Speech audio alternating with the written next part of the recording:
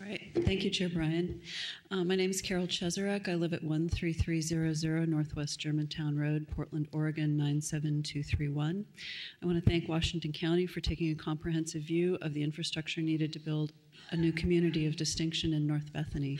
I suspect that this effort has provided the region with the first relatively accurate accounting of what it costs to build a great community in a UGB expansion area. The total North Bethany infrastructure costs are estimated to be $520 million. When I do the math, the total cost per home works out to $101,000 to $126,000 per home just for your infrastructure.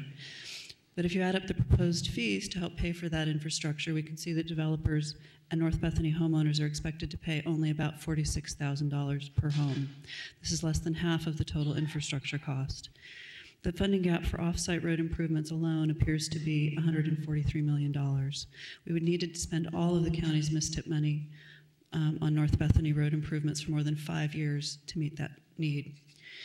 If you take North Bethany and you multiply it out to the size of the proposed urban reserves, it's about 42 times as big. You come up with $21 billion with a B dollars worth of infrastructure costs, and the unfunded off-site road improvements alone would be $6 billion. There's limited public and private money to fund development. At the February North Bethany meeting, a developer said that with the North Bethany fees this high, he might as well go do redevelopment around Washington Square. I think that nicely summarizes the key question before you. Will the county continue to subsidize new urban development outside the new UGB expansion areas that pulls private development money away from development inside the current UGB? Infrastructure is expensive. We can build expensive infrastructure outside the current UGB and pay over farms in the process, or we can spend money upgrading infrastructure inside the UGB, thus preserving those farms while improving transit opportunities and adding amenities for existing communities.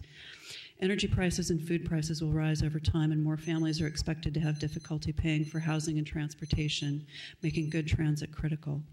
Just want to say one more thing. I grew up in the Silicon Valley. As far as I can tell, all the development that's happened down there since the 1960s hasn't made the citizens of that area any happier. It hasn't reduced housing prices, and it hasn't brought them stable city and county budgets. We need a new model. Thank you.